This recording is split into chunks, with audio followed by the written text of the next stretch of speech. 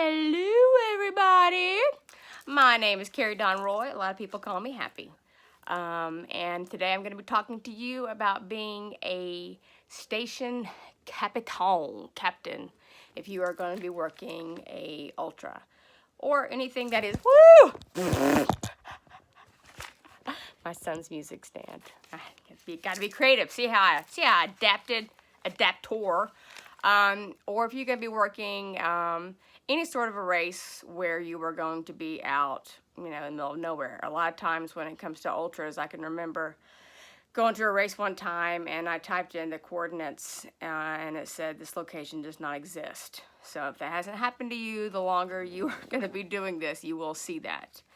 So, there's a lot of us that are, new, we're getting into this, and you may be asked to be honored with the task of being the captain of a station or being a part of a race and may not quite know what all that entails. So, in order to help out, I thought, I'm going to make a video. I've been doing this a long time, and I think I'm pretty good at it. So this way, if you are a race director and you have people that are going to represent you and your name at a race, this way you can say, hey, there's this lady and she's kind of nuts and she doesn't know how to operate a camera, but she has some good information. So I'm going to tell you things that I've learned over lots and lots of years of being a captain station station, and some things that can help you. First off, when it comes to being the captain of a station on an ultra, you need to make contact with the race director. And a lot of times the race director may have somebody that speaks for them. And there'll be like a volunteer page a lot of times on Facebook. And that may be your person. And that's fine. But one of the biggest things you need to know is, can you pull somebody from the race? And if they are, in my opinion, a good race director, it's an easy answer, and that is yes. And so, to go ahead, and I'm going to go on with that, how do you know if you need to pull somebody on a race? Please do not pull your ex-boyfriend or girlfriend if they get there 3 hours before cutoff and they look great. No, we're not going to pull them. Don't be a poo-poo head. We're not poo-poo heads. One time I pulled a guy. It was like a 60, 70 mile race in the woods. And I'm going to tell you where I live. From my front door, I can walk 7 miles and be on the Appalachian Trail. So initially I was asked to be a part of a lot of races because I knew where places were when nobody else did. And I'm kind of shy, and no, I'm just kidding. I just knew a lot of these places. And I have a hard time saying no. Carrie has a need to be needed. That's what they say in therapy. But you need to know, again, if you have the right to pull somebody. But I had some runners coming through and they said, hey, about a mile back, there's a guy that is actually asleep on the trail.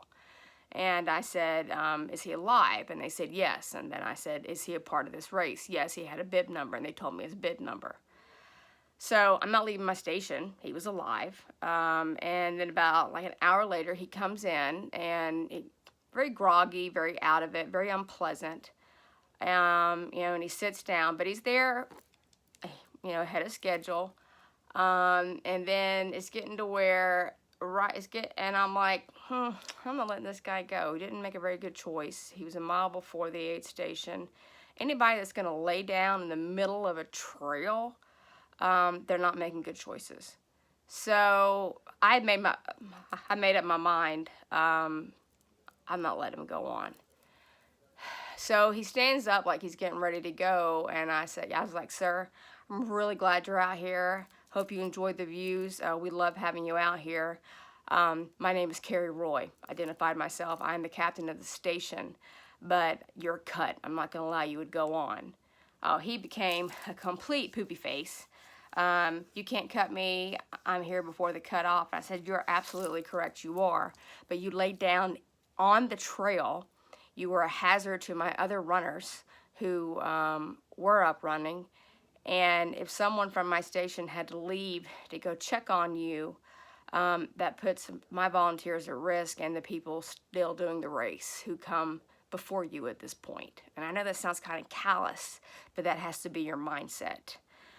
So, Mr. Poo Poo Mouth just decided to cuss me out. And For future reference in customer service, if you're trying to get something done, maybe not have a poo-poo mouth, because nobody really wants to help you when you have that.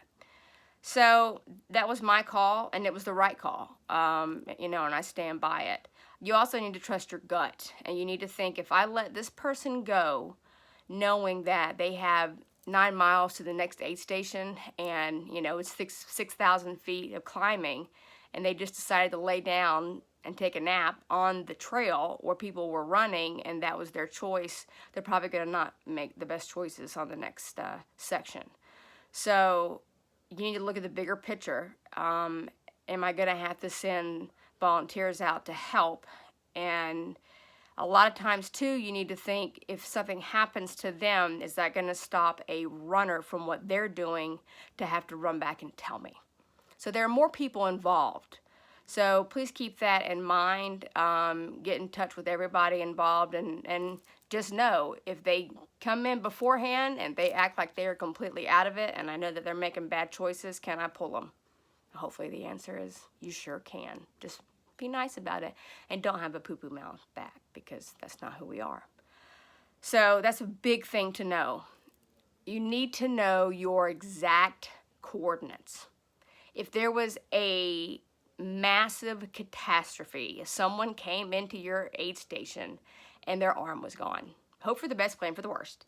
But if a rabid Hickville man came out of the woods and bit someone's arm off and it was not there, and you had to call 911, do you have service?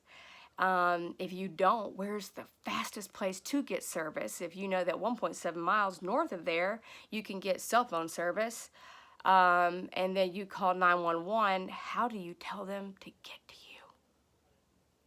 These things are important. I hope that never happens, but I know the people that live around here.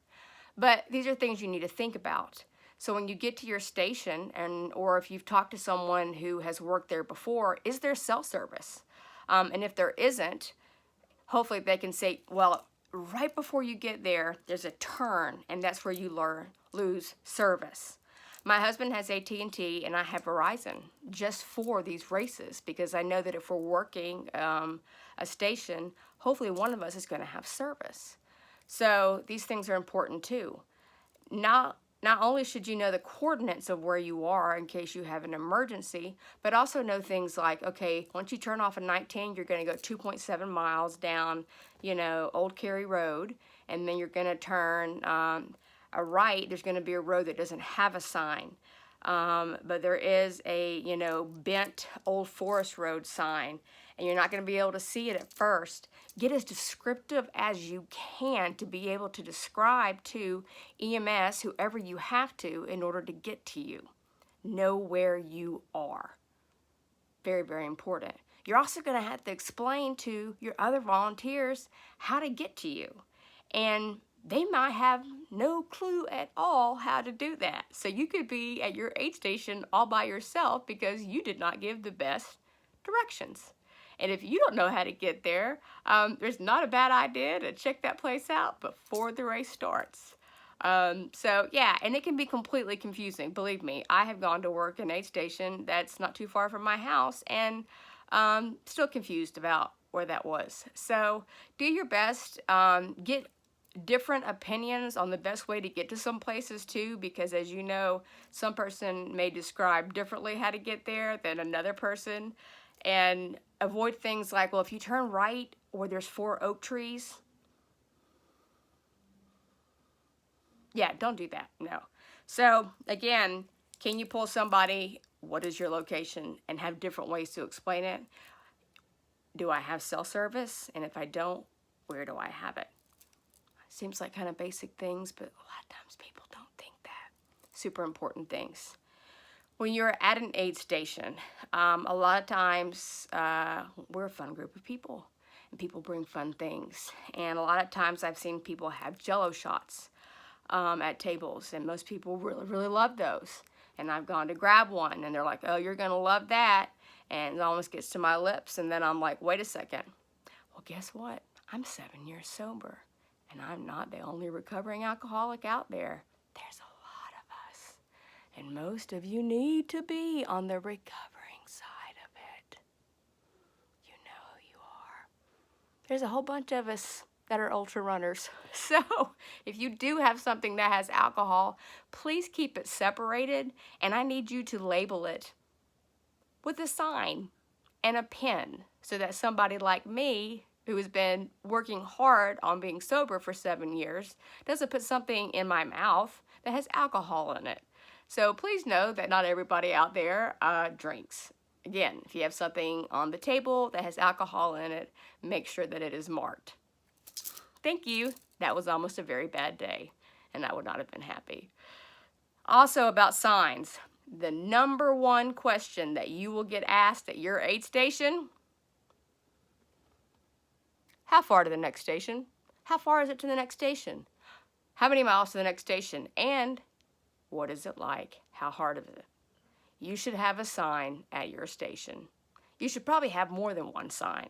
Have a nice big poster. It is 7.68 miles to the next aid station. You're talking about runners. They know to the 10th about what's going on. My husband does not have a Garmin, does not Strava. He knows exactly. Anytime we're doing anything, he's like, we're about 8.6 miles in. And I look down and he is exactly correct. He knows. These people know. So please know, everyone at your aid station, you should have a little trial run. Everybody, how far to the next aid station? And have them scream it out to you. There should be a sign. Please, before a person leaves your aid station, they should be able to look at a big, huge sign that says, to the 10th, how many miles to the next aid station? Because people get lost. And they know that if it is 5 miles to the next aid station, and they have gone 10 miles and haven't seen the aid station, they are lost. This is about safety. Your goal, number one, is safety for the runners.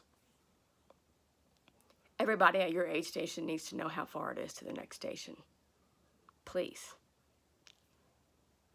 It's also good to know the terrain of the next aid station, so that when someone asks, what is the next aid station like? You don't need to be that paramedic doctor that looks at somebody with no arm and you're like, oh my God, what the hell? You are not going to make it. No, you're not like that. But you can be realistic. You can say, that last section that you were on, it's pretty bad, huh? This is kind of similar, but you got it. I mean, you made it this far. Once you get over that next hump, it's going to be good. And, you know, I've heard some people that I think are the greatest race directors out there. One time we were at White Oak, and the front runners came in flying.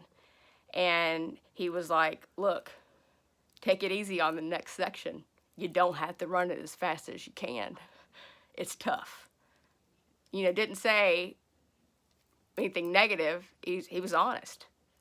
Take it down. It's going to be okay.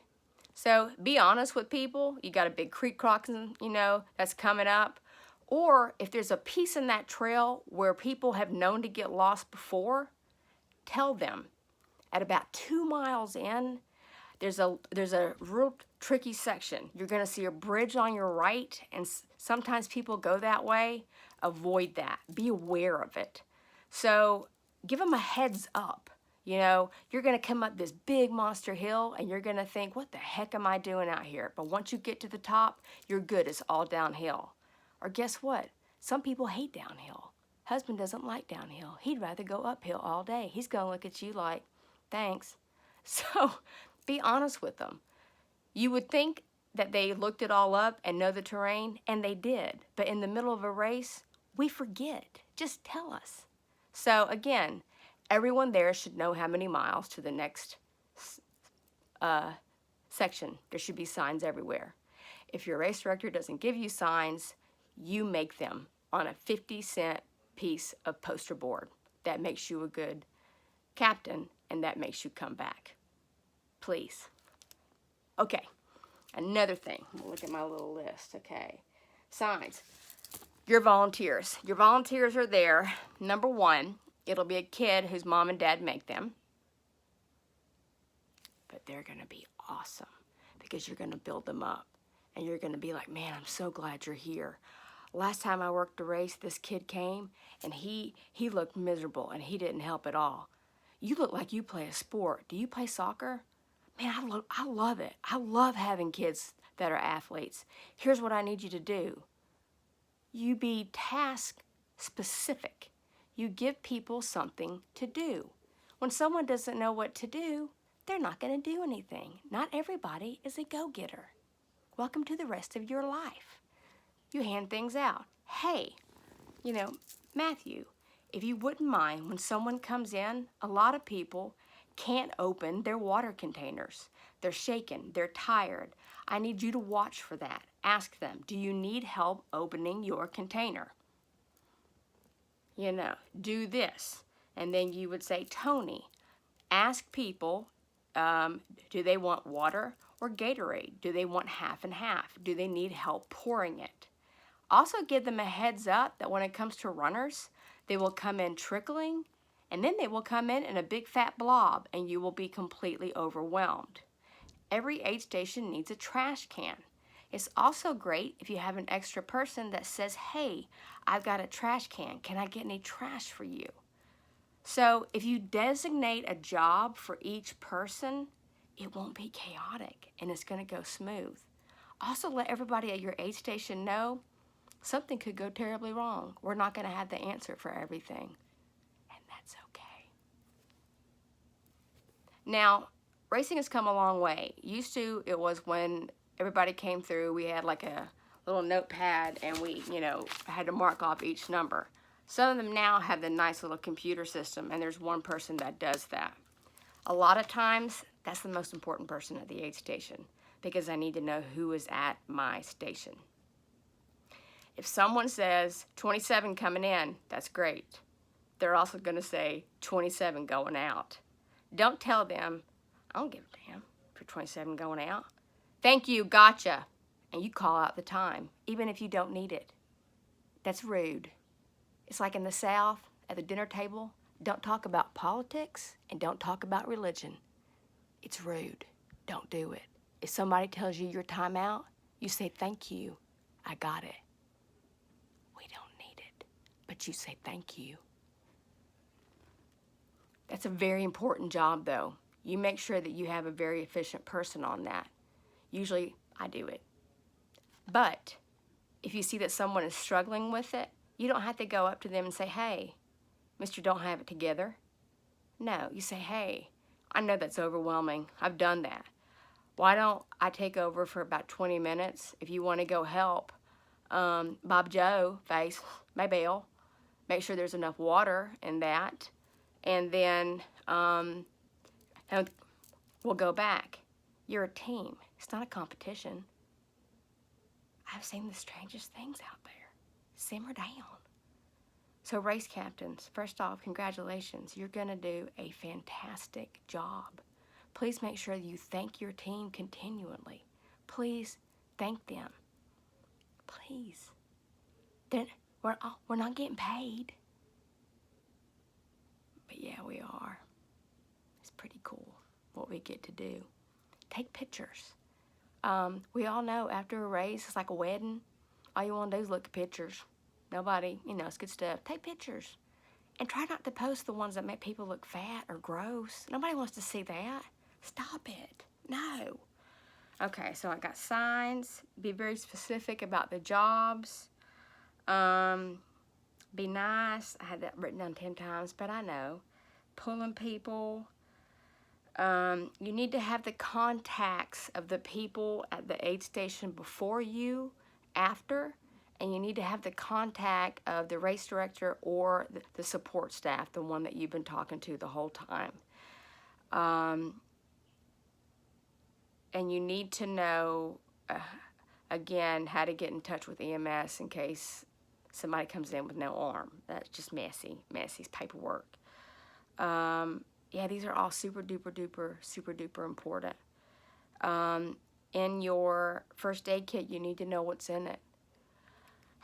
Also, there's a big thing that sometimes kind of gets forgotten is what happens if people do drop there.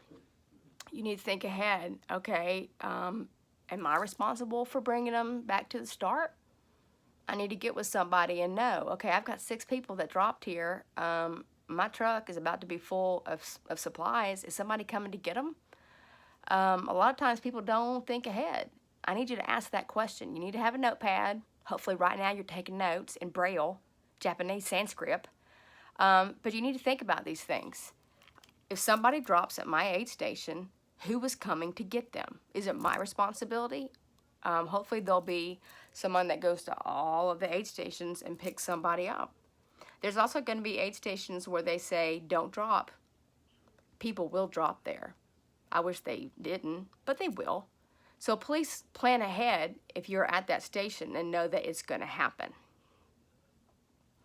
I would love for every captain of a station to be CPR and first aid trained.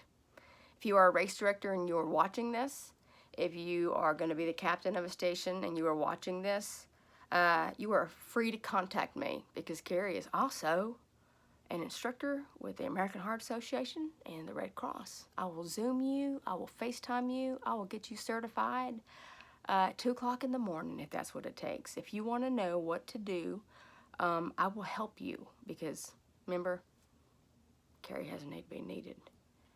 But what's going to happen is, especially at night, if someone has been running for a very long time and they don't meet a cutoff or they drop, they're going to sit in a chair. And the first thing that's going to happen is they're about to get very, very cold. And a lot of times I tell them, because I'm about to put a space blanket on them or a towel, and I'm trying to get something hot in them, and they're like, what are you doing? And I tell them, I'm Carrie Roy. You've probably heard of me, kind of famous, big deal. You just sat down. Here's about what happened. You're going to get cold, and there's a chance that you could turn into hypothermia. And I don't have time for that. I got other stuff to do, so I'm fixing to cover you up. Here's what I need you to do, though. If you start to get, or you can hear, that sound, which is, a little bit's okay. If you start to think that you're going to pass out, throw up, different things I tell them, I was like, I need you to let me know. Do you have somebody that I can call? Somebody come to get you. You need to have a system in place. This is a very big job. You are not just cutting up bananas. And that's another thing. I don't want to go to an aid station and get a 1/7 of a banana. That's not going to help me. Why don't y'all think ahead? Don't cut up that banana 4 hours before a race. That is gross. Most of the time, I would like at least a 1/2 of a banana. Usually, I reach over there and get a whole one. Give me a 19th of a banana. My gosh. That's been like all brown and gross. It's not going to work. So, you need to think about these things. A lot of times if they do drop, they drop. And the last thing I want to talk to you about is drop times. Each station is going to have a cutoff time.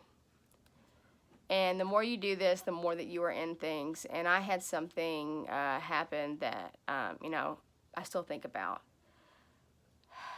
Trying to beat a cutoff time. And the more we do these races, a lot of times the cutoff times get harder and harder to do. And, that's kind of what we like to do.